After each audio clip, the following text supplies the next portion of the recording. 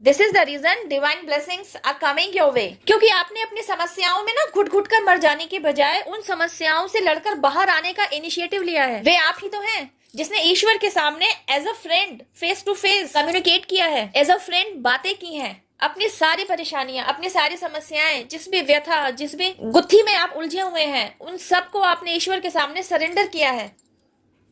वे आप ही तो हैं जिसने ईश्वर के सामने गुहार लगाई है कि वे आपको आपके इन सभी समस्याओं से बाहर निकलने का रास्ता सुझाएं। यू नो व्हाट, आपने अपने ईश्वर से अपने मन की बात करते हुए कहा है, आप नहीं जानना चाहते कि आपको जन्म देने वाले आपके माता पिता क्यों आपके साथ आज की तारीख में परायापन दिखा रहे हैं, क्यों आपसे दुश्मनी निभाने पर उतारू हैं, क्यों वे कच्चे कान के हो गए हैं, क्यों वे आपकी बात सुन नहीं रहे, क्यों वे दूसरों की बातें सुनने को तैयार हैं, क्यों वे आपकी बात पर बिलीव नहीं कर पा रहे हैं। आप नहीं जानना चाहते कि आपके भाई बहन या आपके रिश्तेदार या आपके फ्रेंड्स, आपके कलीग्स, आपके नेबर्स, आपके सो कॉल्ड अपने, जो कोई भी आपसे डायरेक्ट इनडायरेक्ट जुड़ा हुआ है, आप नहीं जानना चाहते कि वे आपकी पीठ में चूड़ा क्यों घोंप रहे हैं। आप नहीं जानना चाहते कि वे कौन लोग हैं जो आपके लिए षड्यंत्र रच रहे हैं, जो आपके पीछे बैकबाइटिंग कर रहे हैं, जो आपकी गुडविल को खराब करने के भरसक प्रयास करने में लगे हुए हैं। यहाँ तक कि आप ये भी नहीं जानना चाहते कि कौन है वो जो आपके लिए नेगेटिविटी सेंड कर रहा है, आपकी तरफ ब्लैक मैजिक प्रोजेक्ट कर रहा है। जिस जीवन साथी को पाकर आप खुद को धन्य समझ रहे थे, अपने आप को सौभाग्यशाली समझ रहे थे, आप समझ रहे थे कि ऐसा जीवन साथी पाकर, ऐसे जीवन साथी ने आपके जीवन में आकर आपके जीवन की सारी कमियों को पूरा कर दिया, तो ऐसे जीवन साथी के साथ आपका ब्रेकअप क्यों आया, ऐसे जीवन साथी के साथ आपने सेपरेशन को फेस क्यों किया। आप नहीं पूछना चाहते उससे रिलेटेड कोई भी ऐसा सवाल। आपने अपने ईश्वर के सामने बात की तो सिर्फ ये, आप अपने ईश्वर से पूछ रहे हैं तो बस ये, नाउ नेक्स्ट व्हाट। बिकॉज आप ऐसे व्यक्तित्व के स्वामी रहे कि आपका शुरू से ही ना ईश्वर पर अटूट विश्वास रहा, आपकी ईश्वर पर ऐसी अटूट आस्था रही कि आपके साथ अब तक जो कुछ भी अच्छा बुरा होता आया ना, आपको अंदर से कॉलिंग आती रहती थी कि जो कुछ भी आपके साथ घट रहा है ना, यह सब प्रभु इच्छा की तरफ से ही हो रहा है, इसके पीछे कहीं ना कहीं आपके इष्ट का ही हाथ है। इसलिए जब आपको सभी रिश्तों से अलग कर दिया गया ना, और जब आप बिल्कुल अकेले रह गए, तब भी जाकर आपने ईश्वर से ये नहीं पूछा कि ये सब कुछ आपके साथ क्यों हुआ, बल्कि आपने ईश्वर से कहा अब आगे क्या। आपने ईश्वर से कहा अब आपकी जिंदगी से सारे सच्चे झूठे रिश्ते दूर हो चुके हैं, अब जीवन को आगे कंटिन्यू करने की आपके पास कोई वाजिब वजह ही नहीं बची। नाउ नेक्स्ट व्हाट, अब आप क्या करें। तो जब आप ऐसी गुहार ईश्वर के सामने लगाते हैं ना, जब आप इतनी करुणामयी बातें अपने ईश्वर के सामने करते हैं ना, जब आप ऐसा कहते हैं ना, तो ईश्वर भी देख रहे होते हैं कि मेरे इस बच्चे का फेथ मेरे ऊपर कितना अटूट बना हुआ है। इस बच्चे के साथ जो कुछ भी अच्छा बुरा हुआ, इसने कभी उसका जिम्मेदार मुझे नहीं ठहराया, बल्कि इसका मुझ पर इतना अटूट विश्वास है, यह अब अपनी जिंदगी में आगे बढ़ने के लिए मुझसे ही रास्ता मांग रहा है, मुझसे पूछ रहा है अब इसकी जिंदगी में आगे और क्या होना है, कैसे होना है। तब डिवाइन इंटरवेंशन आपकी लाइफ में दस्तक देता है। दिस इज द टाइम कि आप अवेकनिंग प्रोसेस से गो थ्रू होते हैं। And you know what, during this process न केवल आप खुद पर काम करते हैं, बल्कि आप खुद को हील करते हैं।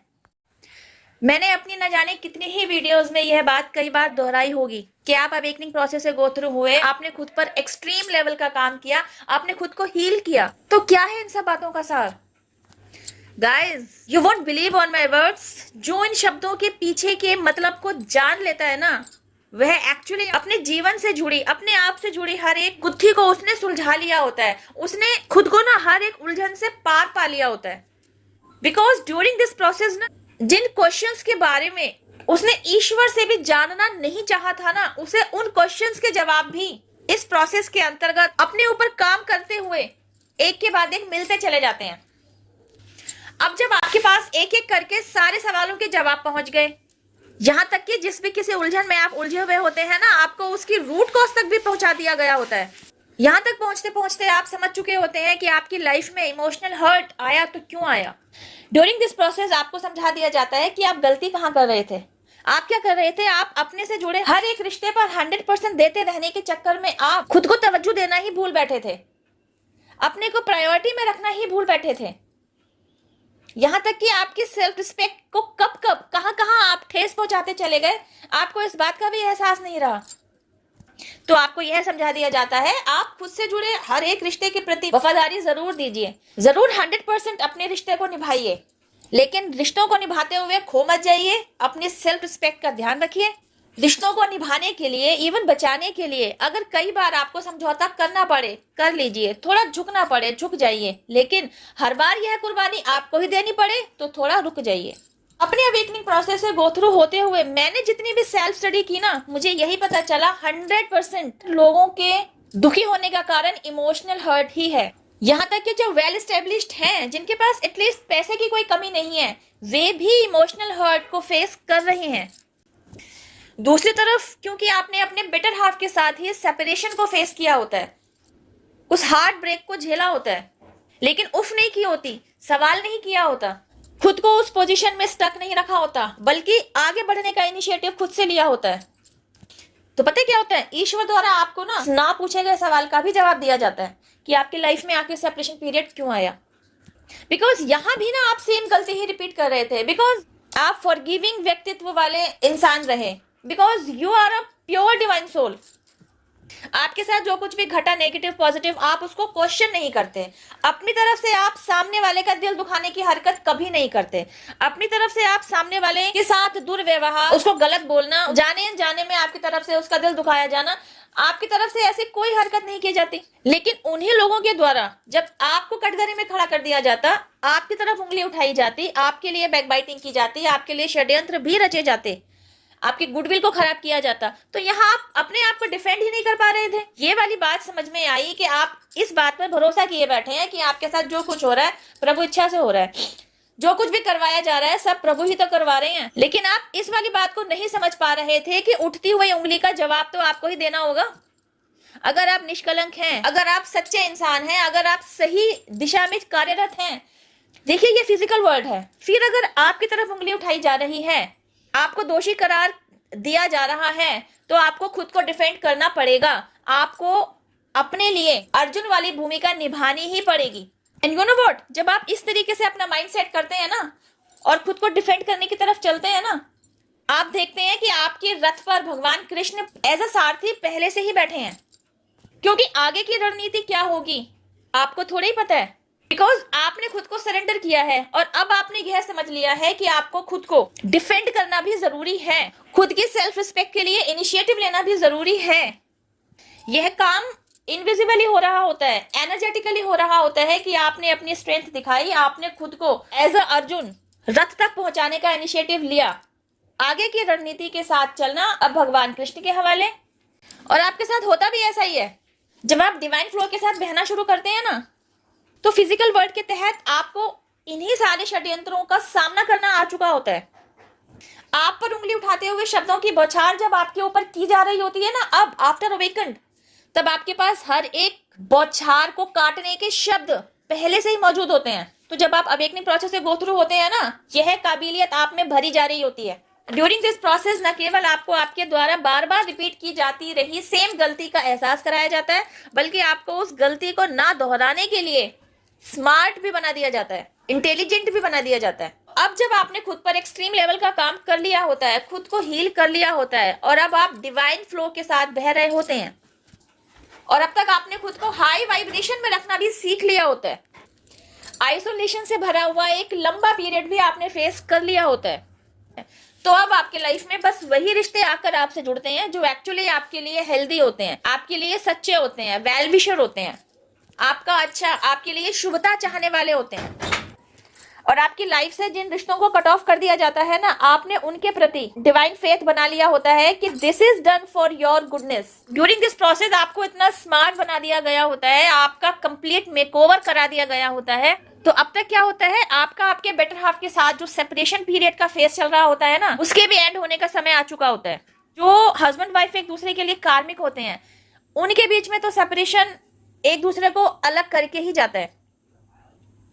लेकिन जो हस्बैंड वाइफ एक्चुअली एक दूसरे के लिए ट्रूथफुल होते हैं, जो मेड फॉर ईच अदर हैं, जो एक दूसरे का सोलमेट है, इवन एक दूसरे के ट्विन फ्लेम हैं, उनके बीच से सेपरेशन पीरियड खत्म हो चुका होता है, उनके बीच यूनियन पीरियड आ चुका होता है। अब क्योंकि आप तो रहे प्योर डिवाइन सोल, आपने अपने बेटर हाफ के साथ 100% नहीं 200% कमिटमेंट को सच्चाई से निभाया, फिर भी आपकी लाइफ में जो सेपरेशन पीरियड आया ना, बेशक इसने आपको पूरी तरीके से बदल दिया, बेशक आपने ईश्वर के सामने कोई सवाल पुट अप नहीं किया अपने हस्बैंड या अपने वाइफ को लेकर, कोई क्वेश्चन पुट अप नहीं किया, लेकिन आपको यह समझा दिया गया कि यह सेपरेशन जो आपकी लाइफ में आया, इसके 2-3 कारण हो सकते हैं। आप दोनों के बीच कहीं ना कहीं पास्ट लाइफ कोई कार्मिक अकाउंट रहा था, इस जन्म में जिसका रिलीज होना बहुत जरूरी था, इसलिए यह सेपरेशन पीरियड आपकी लाइफ में आया। जो आपके हेटर्स रहे ना, जो आपसे जेलसी रखने वाले लोग रहे ना, उन्होंने आपकी तरफ ब्लैक मैजिक प्रोजेक्ट किया था। दिस वॉज द रीजन कि आपकी लाइफ में सेपरेशन पीरियड आपको झेलना पड़ा।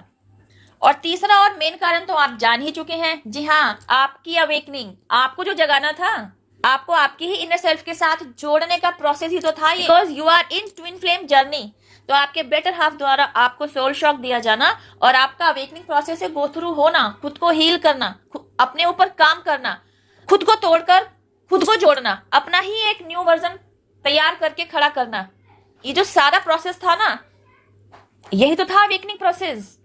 इसको किया तो आपने, और आपको सोल शॉक देने वाला था आपका बेटर हाफ। आपकी वाइफ भी हो सकती है, या आपका हस्बैंड भी हो सकता है, आपका गर्लफ्रेंड या आपकी बॉयफ्रेंड भी हो सकता है, आपका लव वन, कोई भी।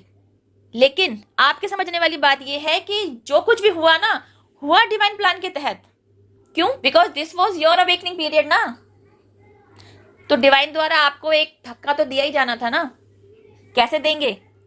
जो लोग आपके साथ जुड़े हुए हैं, इन्हें ही तो जिम्मेदारी दी जाएगी आपको जगाने की। बस ऐसा ही कुछ आपके लिए किया गया। ड्यूरिंग दिस प्रोसेस जो भी लेसन्स आपको सिखाए गए ना, आपने उन सभी लेसन्स को बहुत अच्छे से सीखा। इवन समय समय पर डिवाइन द्वारा जो आपके टेस्ट भी लिए जाते रहे ना, आपने उन सभी टेस्ट को पास भी किया, और आप अपने अवेकनिंग प्रोसेस में आगे की तरफ बढ़ते हुए आपने अपने डिवाइन काउंटर पार्ट के साथ यूनियन को अट्रैक्ट किया। तो this is the reason divine blessings are coming your way. आप डिवाइन ब्लेसिंग्स को रिसीव करने के हकदार बनते हैं। कांग्रेट्स। इस वीडियो में दी गई जानकारी से अगर आप खुद को रिलेट कर पाते हैं, तो आई एम श्योर आपको आपके सभी सवालों के जवाब इस वीडियो के तहत मिले होंगे। फिर भी अगर आपकी कोई क्वेरी है, फिर भी अगर आपके पास और भी कोई सवाल हैं, you can ask me on comment box, I will definitely answer to you. और बहुत ज्यादा सवाल हैं तो उनकी लिस्ट बनाइए, मैं लाइव सेशन में आपके सभी सवालों के जवाब जरूर दूंगी। इस वीडियो में बस इतना ही। अब मैं आपसे मिलती हूँ मेरी नेक्स्ट वीडियो में। टिल देन हैव पेशेंस, रब्बा खैर, जय माता दी, टेक केयर, बाय। और डिवाइन पावर जिनमें भी आपकी श्रद्धा है, यूनिवर्स, एंजल्स, आपके ancestors, spirit guides, mother nature, पूरे डिवाइन रियल्म को थैंक यू जरूर कहिए। इन्हें अपना ग्रेटिट्यूड जरूर दीजिए, क्योंकि इन्हीं के ब्लेसिंग, सपोर्ट, हेल्प और प्रोटेक्शन की वजह से हम और आप अपने अपने सोल ग्रोथ पर आगे की तरफ बढ़ रहे हैं। Thank you for watching my video. Stay blessed. Bye.